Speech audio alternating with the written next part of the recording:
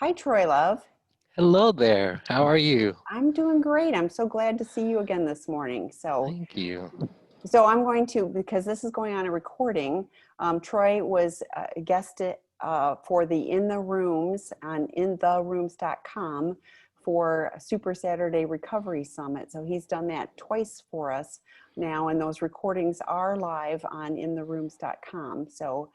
But for those of you joining us from Sex and Relationship Healing or .com or YouTube, there are more. There's always more.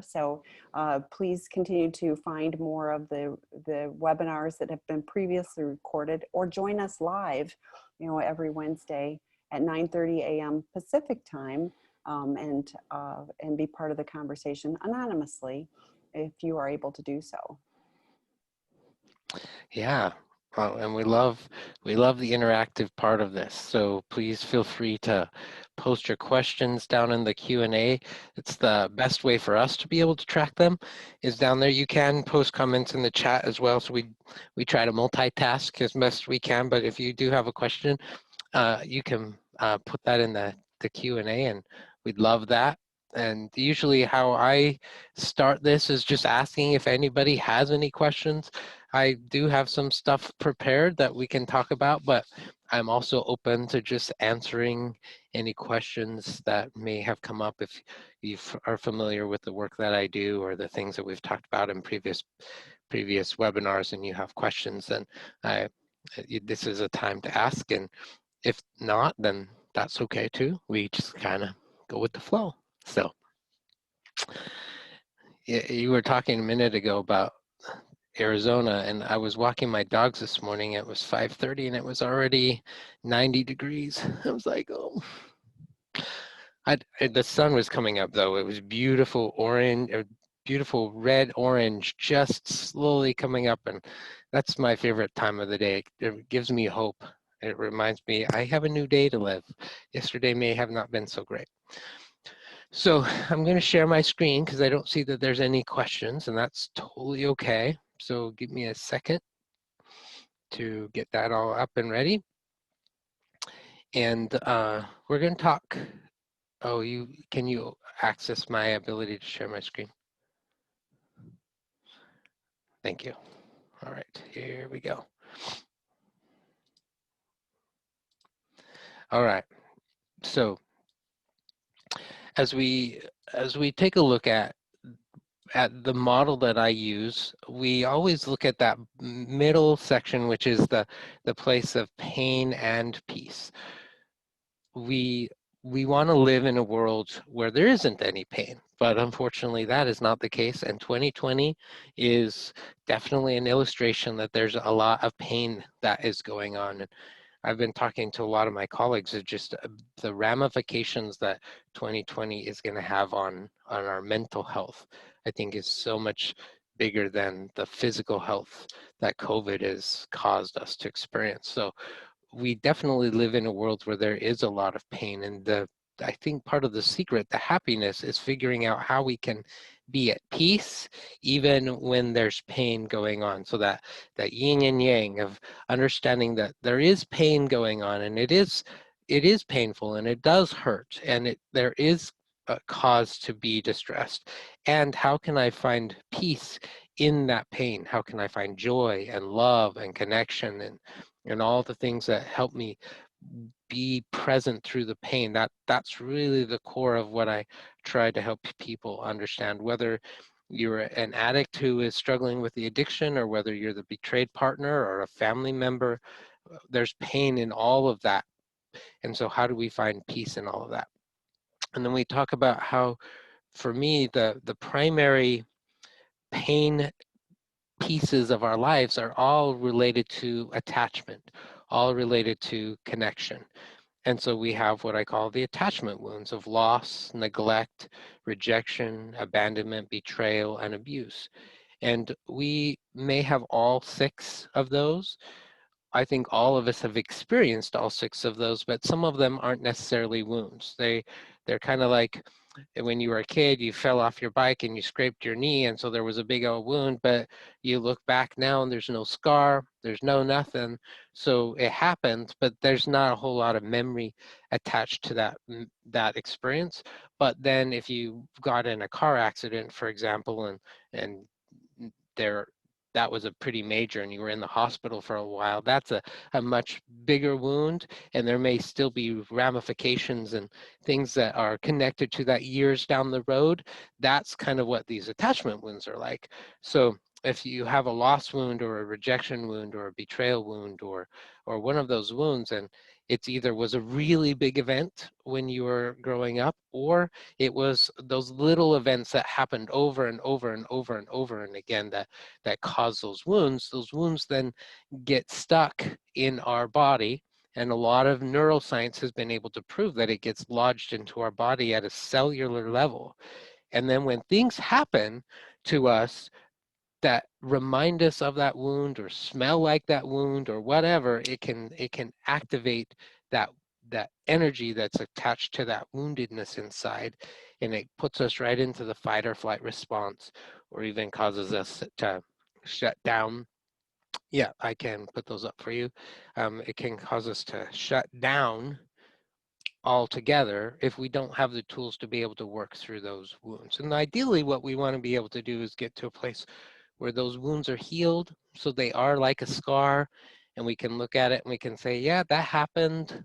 It was there. I recognize that it was a thing, but it doesn't hurt anymore. That's ideally what we're hoping to be able to have happen as we go through the process. So let's see. So the wounds are loss, which is kind of self-explanatory. It's like when you have a loved one that passed away, or excuse me, you lost a job, or your best friend moved across the country. This wound is a little different than the others in that nobody really did it to you. It's just a part of life. You just think about right now in 2020, the amount of loss that has happened, individuals who were getting married, funerals where you can only have 10 people attend, graduation events, birthday parties. Like there's a lot of loss connected to all of that, where you were hoping to have it and now you can't, but it's not like anybody did that to you. So loss, neglect, which there's like the CPS version of neglect where the parents haven't been home for 3 days and the kids are starving and have no food. And there's also what's more common when I'm in the same room as my loved one and they're not paying attention to me. They're too zoned out on their phone, or too busy doing something else. And so even when I'm trying to get their attention, they just don't even realize that I exist. That can be a wound. There's rejection, which is when somebody basically is telling you that you're no good, there's something wrong with you, I don't like you, you don't belong here, I'm not picking you. That wound can be really a big one. Abandonment, it's when people, should hit enter when I do these. Here, I've there been it is. typing them in the chat. Oh, you have. That's Yep, nice. I got you covered. Okay, thank you. Abandonment is when people have walked out of your life, either theoretically or physically. They don't talk to you anymore. They kind of shut down. They don't interact with you, and you don't understand why, but they're just not there. It's a little different than neglect, where they are there, but they're not interacting with you. But with abandonment, they're gone, like they left. Betrayal is when you had a relationship of trust with somebody and then they violated that trust. And then the last is abuse. And when we're talking about abuse, it's like sexual abuse, physical abuse. And the way that I describe abuse is when somebody is taking their woundedness out on you or on their victim. They're taking their own woundedness. They are hurting themselves and they're inflicting harm on somebody else. And so you could look at rejection being abuse or neglect being abuse, and it is, but it kind of has its own place of um, its own one, especially around physical and sexual abuse. So those are the 6 wounds, and they, like I said, they get lodged down at the sexual, not the sexual level, down at the physical level. And then when something bumps it, when something hits it, it can immediately activate that.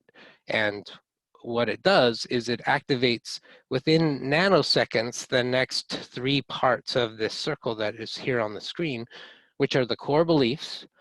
So when we were kids and these wounds happen, we don't have the cognitive ability to be able to understand why they're happening.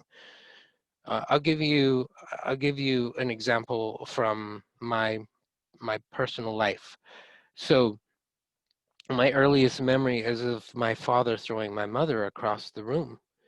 I grew up in a home where there was a lot of domestic violence, and then I was screaming under the kitchen table.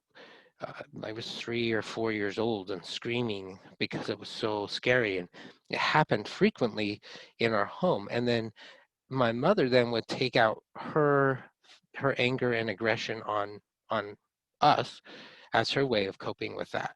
And so there was a lot of abuse that was happening in the home. And then as I grew up even more, I was bullied a lot in middle school, particularly. Um, and so that wound of rejection and that wound of abuse was really raw for me. And as a kid, I didn't understand that, hey, my dad has some serious issues. He was abused as a kid. It makes sense why he, now as an adult, it makes sense why he was doing what he was doing. He didn't have any tools to be able to work through his anger and his other issues. He was an addict himself. But as a kid, I didn't know any of that.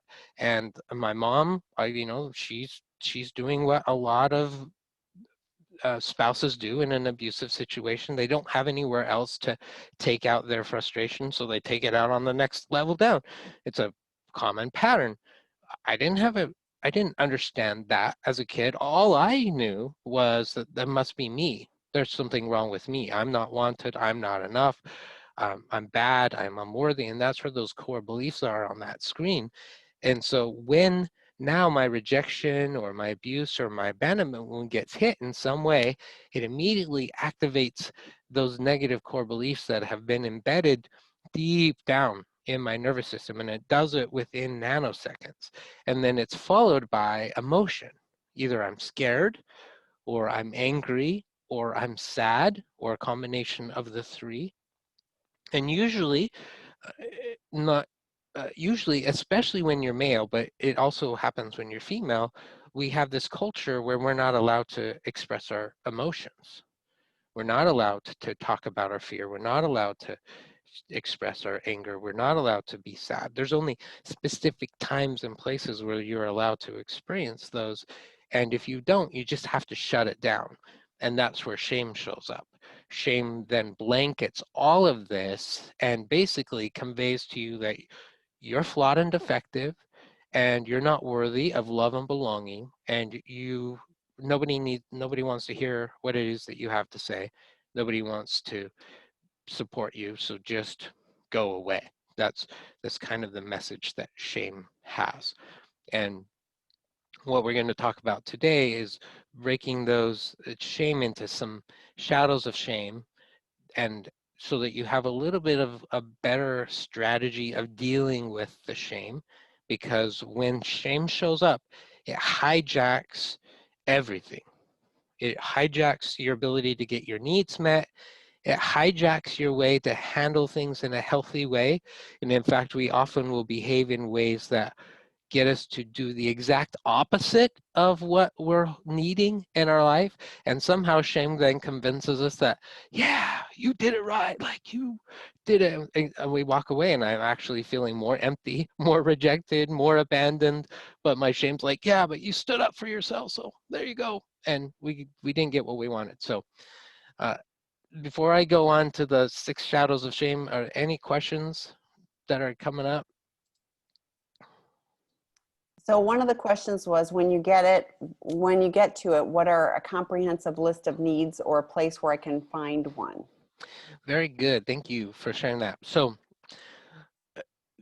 there's, to give you the simple answer, the exact opposite of what the wounds are can at least open the door for what you can identify are your needs.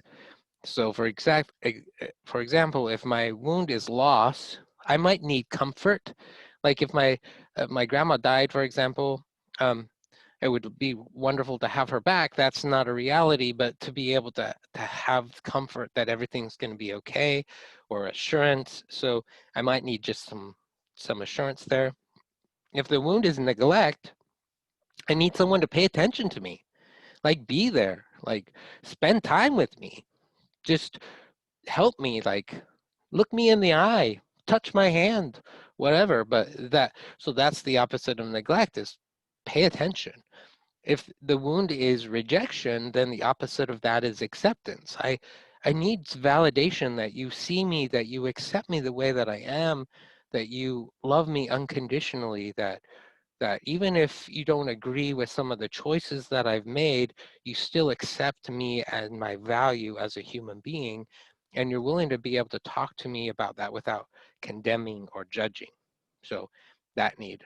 If the wound is abandonment, then I need presence. I need you to just be here. Like, don't leave. Assurance that you're going to stay. For me, that wound is pretty big for me. And so when I get a sense that someone is going to leave, man, and back in the day before I started working on this, like if my wife was leaving the room and I could tell that she was upset, like I would go into sheer terror and I would grab her and it would scare her. I'd grab her with my eyes wide open saying, please don't leave, don't leave, don't leave. That was abandonment wound right there. What I really needed was assurance that, hey, just go into the other room, I'm not really leaving, I'm going to be okay. So just that assurance that, hey, I'm sticking around. Betrayal, what I need is trust. I need to be able to know that I can trust you. I need to be able to see that what you say and what you do matches. And so I need that so that I can trust. And the last is abuse. I need compassion. I need understanding. I need validation that my wounds are real and that I'm not bad, but I really need you to be compassionate. So hopefully that gives you an idea of what those needs would be, and that's really an important piece of the healing, because if I can't figure out how to get my needs met, that just leaves the wounds raw and open, and then causes us to have a harder time functioning and doing the day-to-day things and living in peace, because we're in pain so much. All right, do you want to read the next question before we go on? Sure. The next question is, my husband is a narcissist and he is enmeshed by his mom. He neglects me and treats me like I'm the problem of his life, but he rejects the idea that he himself has any problem. He says that it's me is the negative person and the broken person. What tools can you guys explain to me to stop obsessing and move from this abuse? Okay, that's beautiful. I'm going to hold off answering that until we get to the end. And but I'm putting my thumb on that, so I will remember to answer that, because it's a really important question. Let me introduce the shadows of shame and see if you can see how maybe they are contributing to some of this for you, and then we'll go from there. So when you look at the shadows of shame, you there's 6 of them, and it's like this pendulum. One of my favorite memories when I was a kid was going to the science museum, and I don't know why, I don't know why it's exciting to me, but I would love watching the pendulum, like big old ball that would swing back and forth, and I would just sit there mesmerized, and just like, wow, like I don't know why that was exciting to me, but it was. And so that's kind of how these shadows of shame work. Okay, they're on these pendulums, and so it will swing one way, and then it will swing all the way to the other side, and then it will swing to another direction and swing to another side. And all of that is going on. The shadows of shame have showed up because you're in pain. And that's really important to pay attention to when we get a little bit later on as we talk about why they're there. But they're there because you're in pain. And so they've showed up to try and help you with the pain. So the first pendulum is a measuring stick. It's the appraisal pendulum. And so on one side of the a measure on the pendulum is that you are flawed and defective, and that's the judge. That's the voice of the judge. That's usually the one that I introduce first because most people can connect with that one, and it's pretty loud. It's the voice that says you're not enough, you're not trying hard enough. Why are you doing that? You shouldn't be doing that. You are stupid. You are not trying. You are fat. You're ugly. You're dumb. Like just judgment. And it's very, very harsh voice. And if you sit with it for a moment, you probably can hear it. It's probably pretty loud. It condemns everything you do. And what the judge does is it's expecting perfection. It has this idea of what perfection is up here, and you're down here, and it's like, well, you're not trying hard enough. You need to get up here. If you only got up here, then you would be all right. And so you work really hard and you finally get up there, and then the judge will move the stick and saying, well, now you got to go over here, you got to go over here. So the judge is never happy with anything that you do. You're always gonna fall short with a judge, but that judge usually is the one that shows up. And to kind of give you an idea, the judge usually shows up when we're about 8 years old. So the judge has probably been the shadow that's been with us the longest, because the judge showed up when we were kids because we learned if we did something right, we would get rewarded. If we did something right, our teacher would put a gold star on the paper and it would be great. And so that's where the judge came, but then the judge never grew up. And so we're not getting the gold star. Well, it must be because you are horrible. You're not trying harder. You need to try harder, then you get a gold star. So that's what the judge does. So on that side, it's you're not enough is this pendulum, and then as it swings to the other side, it's the royal. And the royal is the voice that says you're better than everybody else. You are above everybody else. You matter more than everybody else. Now, people will think, well, why is that a shadow of shame? Brene Brown teaches that shame unravels connection faster than anything else. And so if I think that I'm better than you, that the word that we would use for that is pride, but I feel like pride is grounded in shame. And I'm putting myself above you because actually deep down, I'm not sure that I'm enough. And deep down, I don't believe that you have any value either. So that will disconnect you from being able to connect with other people if we live in royal energy all the time. I'm better than you. So this is a sense of entitlement. You deserve, don't they know how wonderful you are? Don't they see how amazing you are? They should be treating you better. That's the kind of message that the royal gives you. And so it's I'm better than. So up here, I'm better than, judge, you're worse than, and that's that appraisal pendulum that swings back and forth. The next pendulum is image. It's all about how people view you, how you are seen. And so on one side of the pendulum, it's the politician.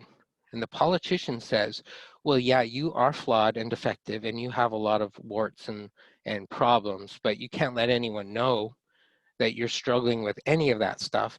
If you are imperfect, which the judge has just told you that you are, you can't let anybody see that. You got to put on your smiling face and make sure that you're great.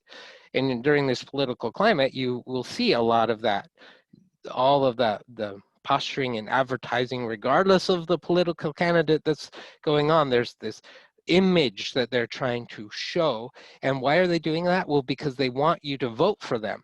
And that's exactly what the politician's shadow wants for you. They want people to vote for you. They want people to like you, to accept you. But the politician says the only way that they will do that is if you don't let them see your flaws. You can't be vulnerable. So it's the image on one side.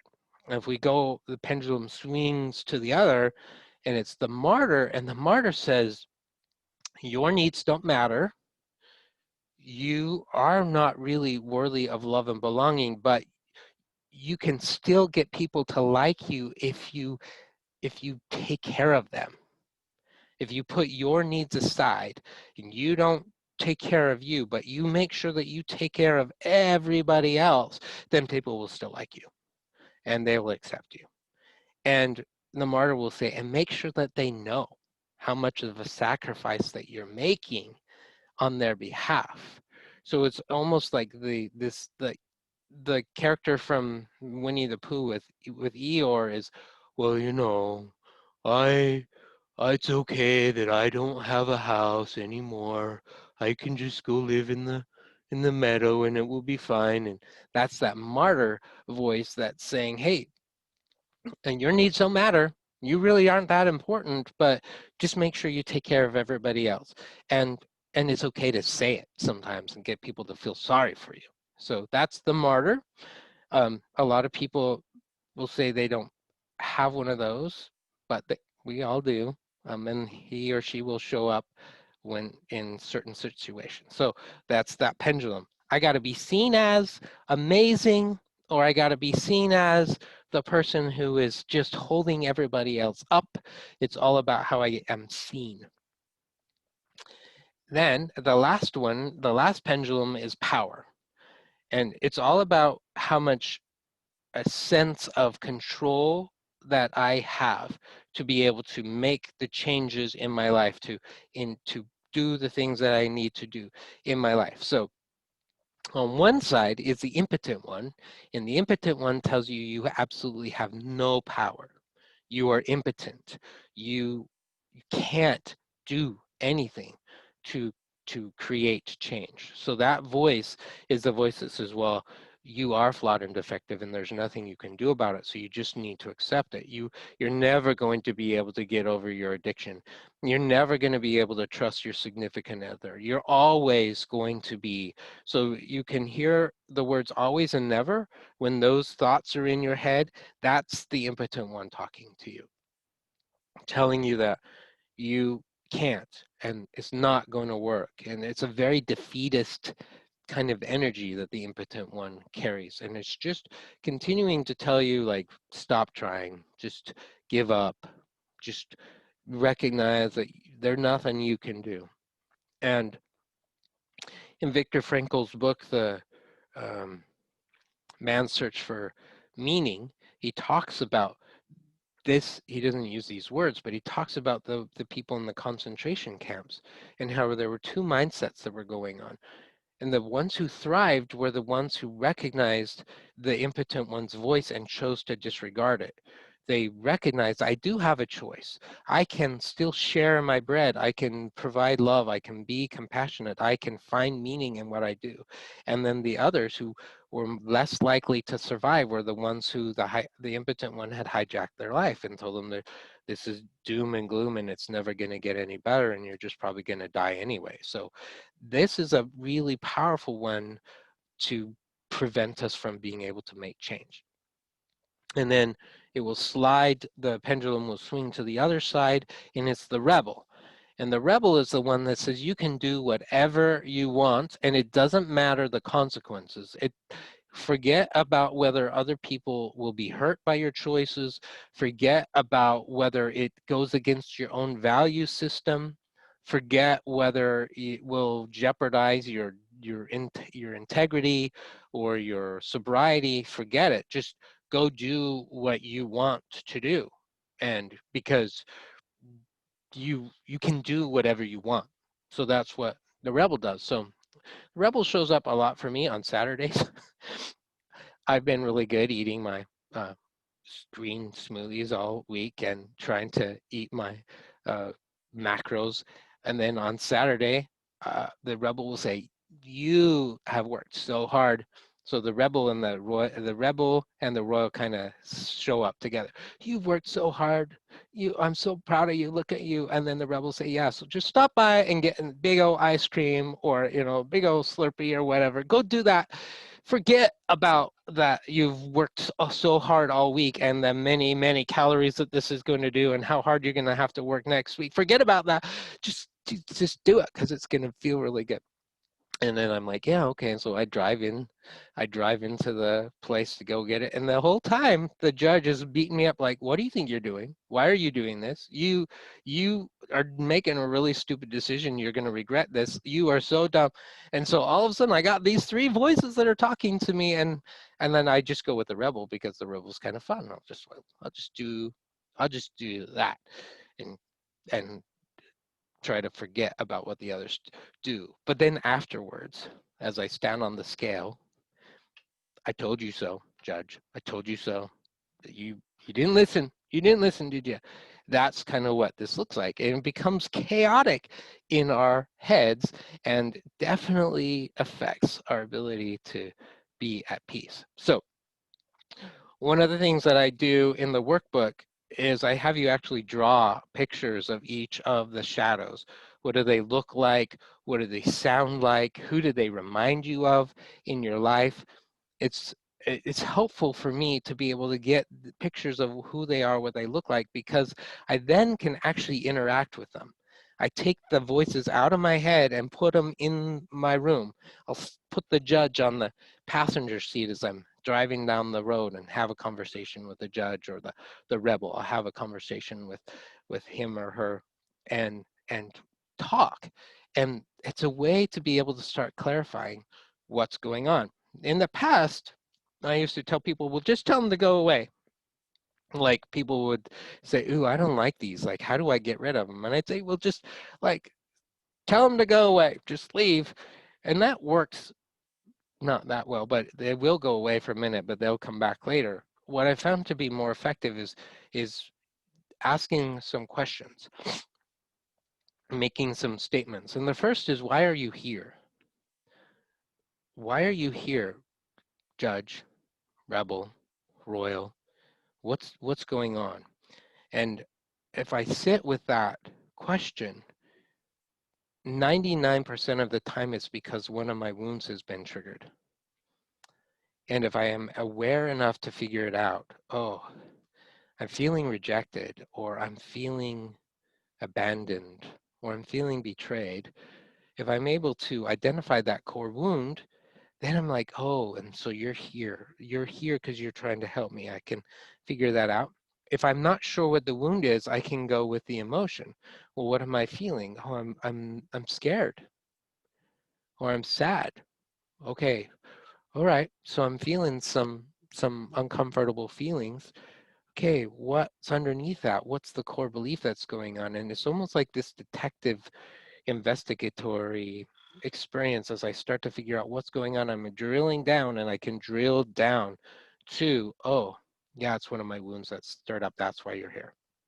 So if you remember what I said a few minutes ago, the reason why they're there is because one of your wounds got stirred up.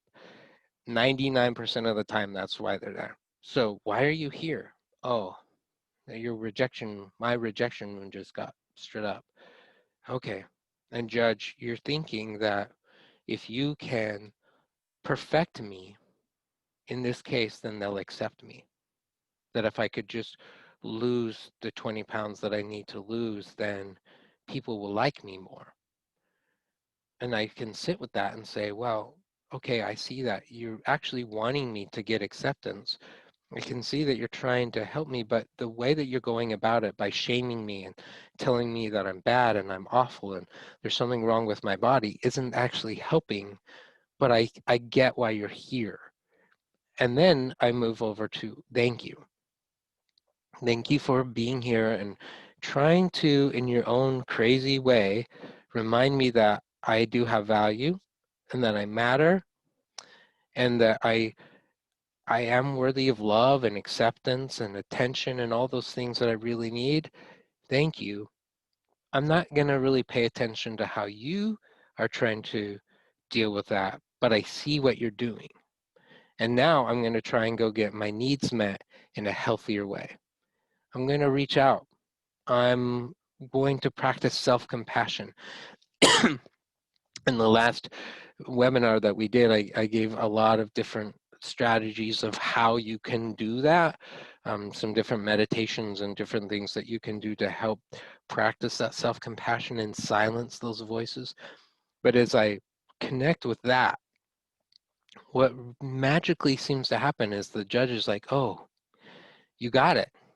Okay, I don't need to beat you up anymore. You're getting the love and attention that you need, so I don't need to do that. The rebel's like, oh, yeah, you're getting your need met. I don't have to get you to go do something that goes against your value system. I'll be back later. And they begin to silence and go away. And in the process, I'm also then connecting with my truth that I'm enough, that I matter, that I have worth, that I have the ability to go get my needs met, that I'm not powerless, that I have worth, that I don't matter any more than somebody else. I matter the same. We have equal value. I don't have to take responsibility for everybody else's feelings. I can manage my own and they can manage theirs. And I can be true to myself. As I begin to connect with that, all of the shadows, like, they're like, okay, we're good, we're out. And they go away. Any questions or thoughts about that?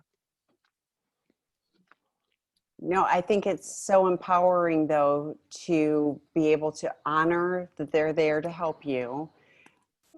But I got this, I think that's a very different place rather than the reactive and um, uh, not understanding. I think, just having the ability to step away for a second and go, okay, I understand why you're here. You're trying to help me, but in a different way that is actually helpful rather than just go get in the line at the ice cream place. Right. I'm worried about Tempting. that. Right. So yeah, so as we talked about before, just those are the wounds. And what we want to be able to do is use wisdom and compassion to identify the truth.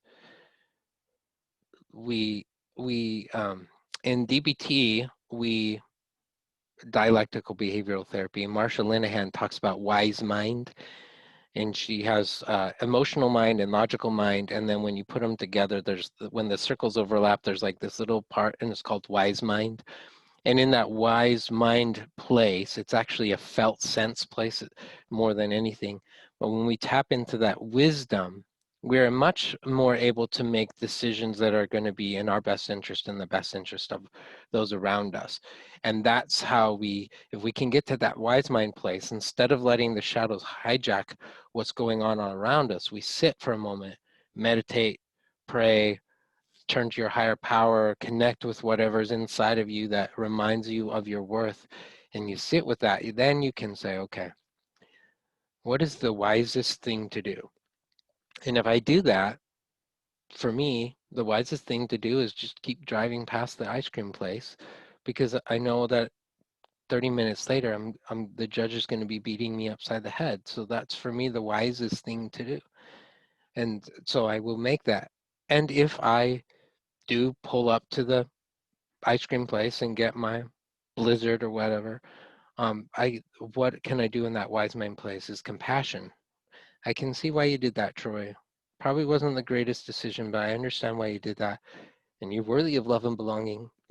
And we can keep trying. We don't have to give up. And in that process, connecting with the truth that I am worthy of love. And the interesting thing is that when we really connect with that truth that I'm worthy of love, that I'm enough, it empowers us to take care of ourselves. It empowers us to have boundaries. It empowers us to say no. It empowers us to say yes when we connect with that. But when we can't connect with it, it makes it a lot harder. And I was thinking, and I can pull up to the ice cream place and get the small version, not the ginormous Right? sundae. So I can have a choice in that too. Somebody asked, as part of all of this, how do you counter, handle, personify, address the negative core beliefs? So the core beliefs have been written in your nervous system, and then the shadows are actually the voice of those core beliefs. And so part of what I've talked about is when you can begin to understand and recognize the shadows, you can start to have conversations with them. And in the process, when you start to do that, you are actually rewriting the core belief. So it's a two two-pronged approach. As I'm addressing the shame and connecting with the truth, I'm also addressing the core belief that I'm not enough. And the more that I'm able to connect with, here's all the reasons why I am enough, it begins to really change that core belief. And so that when that wound gets hit, instead of it automatically being, well, I'm bad and I'm flawed, maybe I am, but I think that's not true. And it begins us to begin to rewire the brain so that we actually can get to a place of, actually, I am worthy of love and belonging. And Stephen Stosny has this really great core values exercise in his, it's a book that's not even in print anymore, but he teaches it other places. It's a core value exercise, and he basically runs you through a bunch of this mindful meditation thing where you identify things that you love, places in nature that you love, people in your life who love you, those kind of things, and you write that down on a piece of paper, and then every day, 10 times a day for several weeks, whenever you stop at the stoplight or whenever you're like waiting in the line at the grocery store, you go through all of that stuff as a reminder that you have value, that you are important. And he identifies that the more you do that, the more that you're actually rewiring your brain. And so you can actually rewire your brain to a place of even when you're feeling rejected or abandoned or betrayed, because you've been doing this exercise over and over and over again, you've rewired your brain to recognize, you know what, I am worthy of love and attention and value. I am. And you can reformat. So that's how you do it. So you personify the shadows, have conversations with them, and in the process, you're rewriting the negative core belief. And I hear what you're saying too, and it takes practice. And like you said, this is, this is in your genetics almost, so now you've got to rewire things so that it's, so that you have different messages. This person says, I think where I'm coming from is that core beliefs don't always respond to cognitive intervention. And I'm thinking part of it is practice, practice, practice, practice, because it's, those inroads have been made for so long. So changing the path and letting weeds grow on the other ones is going to take some time. Yes, it's true. And you're right. These are subconscious core beliefs that have been written there. So there are some modalities that help with that. Hypnosis can help with that. EMDR can help with that. Brain spotting can help with that. More of the somatic therapy can help with that, where we're not talking to the cognitive part of your brain. We're doing some of the deeper work. All of those are some modalities that can also shift those. And a lot of them we can't explain why they work. We just know from the research that they do.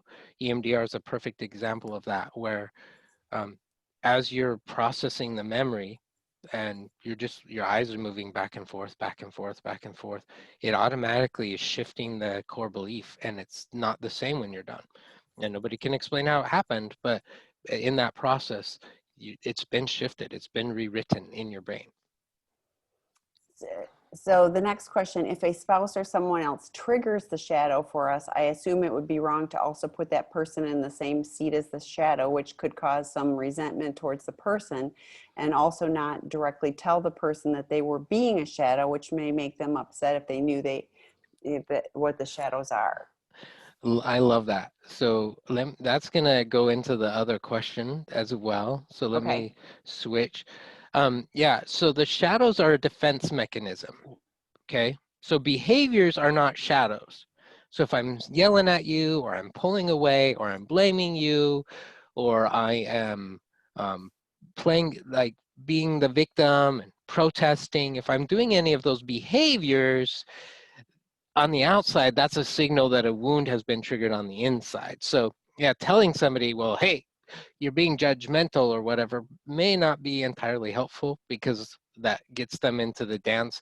The work that Sue Johnson does with emotionally focused couples therapy talks a lot about that dance of how we find the bad guy, or play protest and all those kind of things. So yeah, pointing that out to somebody else is not probably as effective.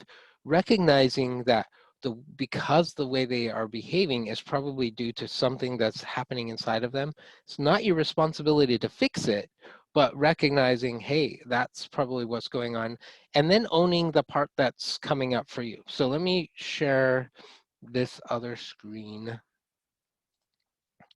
This is something that is kind of new that I've been thinking about. So it may be a little controversial, but just listen. And if you don't agree, then you don't agree, and it's okay. All right. So this is the process of getting to that place of peace. It's another illustration of how we get to that place of peace. And it starts down at the bottom where we are really the victim. We've recognized, yeah, I have been neglected. I have been rejected. I have been betrayed. I have been abused. That's real. I've been hurt, and honoring that, recognizing that, recognizing the negative core beliefs that go along with that. It's an important part of the healing journey, is to recognize that I have been wounded. And I think, at least for me, that was really hard for me to do. I didn't want to. I thought, if I thought about how my parents responded, I was thinking badly of them, and they did the best they could, and why I didn't want to. But the truth is, I was hurt in some pretty significant ways. And so as I'm there, I'm recognizing, yeah, I was hurt. But if you stay there for the rest of your life, you are going to be miserable. If you recognize that you are the victim and you just stay there, the energy is not going to be wonderful. And the shadows will be very, very much a part of that experience. They will want to keep you there because they get their job done. They get a lot of attention when you're in this level. And so what we want to be able to do in this level is experience an awakening that, yes, I was the victim, but I don't want to continue to stay there. I want to elevate. I want to move up from this level. And so as we do that, we're recognizing, yes, I do have these wounds: loss, neglect, rejection, abandonment. They are real. But then I want to elevate. Hopefully this works. And this is the controversial part, is what happens is that we move into the perpetrator level. And that is a really horrible word. I know that it is, but it works. I've tried to find some other words in the English vocabulary, and I just can't find one that works better. When we are in this stage, we are taking a look at how do we inflict pain or poke other people's wounds. How do we perpetrate pain onto other people? So how do I neglect other people? How do I reject other people? How do I betray other people? How do I abandon other people? And how do I do that to myself? How do I betray myself? How do I neglect myself? How do I inflict those own wounds on myself? So as we're elevating from the victim level into the perpetrator level, it's a time to take some ownership of our life. And so as you look at what's going on in your relationships with your partner, we could stay down in the victim level and say, you're picking on me, and you got your own issues and all that, and you continue to reject me, and you continue to abandon me. You could stay there, but you're not going to heal there. What we do is we move up and we're saying, well, how am I doing that to myself? And how am I also doing that to my partner? This is a hard thing to look at, and your shadows are going to be all over that as well. They don't really want you to take any ownership other than the judge to make you feel like crap. They don't want you to. They want you to fall back down to that other level. So this is a higher level of energy of, yeah, I have done that to myself and to others. As you do that, you develop an awareness. You begin to pay attention. Oh, this is what it looks like when my wounds are stirred up. This is what it looks like when their wounds are stirred up. Oh, when they're behaving that way, that's a sign that one of their wounds has done something, and I can work that. And then we go to the transcendent peace level. We rise all the way above that, and from this place, we recognize that I have power. I have the ability to choose how I'm going to choose, and I can have boundaries, and I can say no. And if somebody is abusive, I can make decisions about how I'm going to manage my life. I don't have to try and manage theirs. I act from an authentic place. I am real and authentic. I'm true to myself. I know who I am and I behave with integrity. I do what I say I'm going to do when I say I'm going to do it. I keep my word and I do my best. The four agreements is a great part of what this looks like.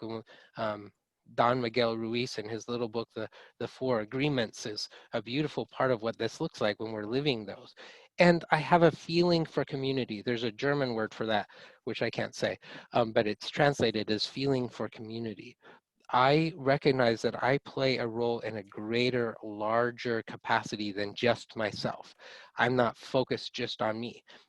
And when we're down at victim level, that's all I'm focused on is me. But I move up to this higher level and I realize, hey, I can be true to myself. I can be authentic. I can be real. And I have a larger sense of community. So when you ask the question about what tools can I explain to you to help you stop obsessing and move from the abuse, the tool is recognizing the shadows of shame and how they continue to hijack you. Words like the judge would say, you deserve this, you deserve to be treated this way, it's all your fault. Recognizing, having an awakening of what those shadows are saying and saying, hey, I that's not true. And then moving up and saying, how am I inflicting that on myself? What behaviors and things can I do? And then moving all the way up to that authentic, wise mind place of what can I do that's going to be in my best interest, in the best interest of my children, the community? What choices do I need to make that helps me act in integrity? So the second question is, yeah, it doesn't help to point fingers because then that's just our shadows manifesting themselves. It's really taking a look at what's my role in this and how can I rise above and be true to myself. I have no control about what other people are going to do, but I can be true to myself. So let's go back to the first question. My husband is a narcissist. He is enmeshed by his mom. He neglects me and treats me like I'm the problem of his life, but he rejects the idea that he himself has any problems. He says that it's me who is the negative person and the broken person. What tools can you guys explain to me to stop obsessing and move from this abuse? So we're all broken. We all are wounded. And we are also amazing, beautiful uh, people of light. And I can't speak for what's going on with your husband. When people are narcissistic, that's a pretty big signal that they have some deep wounds that maybe they're not willing to take a look at. Your empowerment is to connect with your truth. What is real for you, what is true for you, that you have value, that you are worthy of love and belonging. And as you connect with that, even if he says otherwise, even if he's doing the things that he's doing, if you can connect with that, I'm hoping that that can help you have the courage and wisdom to be able to do what is in your best interest for you and your loved ones. And I believe that you will know what that is. I can't tell you what that would look like. And therapy can help with that. Going to the 12-step groups, attending these meetings can help with that. The workbooks that are available can help with some of that journey of exploring, how do I connect with my value and how do I remember that I'm worthy of love and belonging? And I think understanding enmeshment. Dr. Ken Adams wrote When He's Married to Mom and Silently Seduced. He also has a podcast on sex, love, and addiction with Dr. Rob.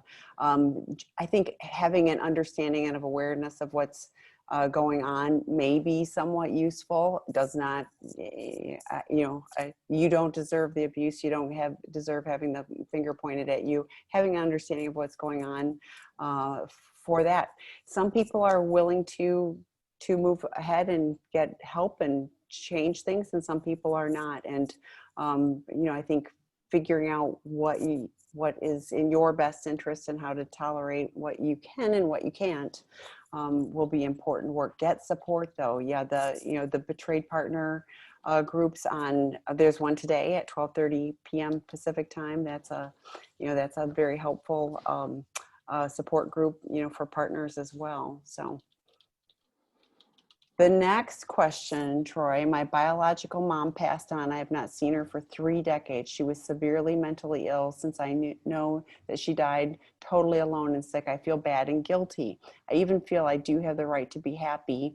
I feel bad when I feel good about myself. I am on the healing journey for a couple of years, and I was not able to help her yet. I was not ready to contact her. Do you have any comments? Sometimes I am so angry with her, and sometimes I feel bad for her. Thank you for sharing that, and I'm sad with you for the loss that you've experienced. As you take a look at this, what may be helpful is identifying which shadows of shame are showing up for you. And just based on the little bit of what you're saying, I'm guessing that the judge is showing up and saying, well, you were a bad daughter.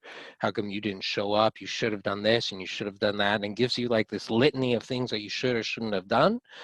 And then you listen to that and you're like, yeah, I was a horrible daughter. That that judge is showing up.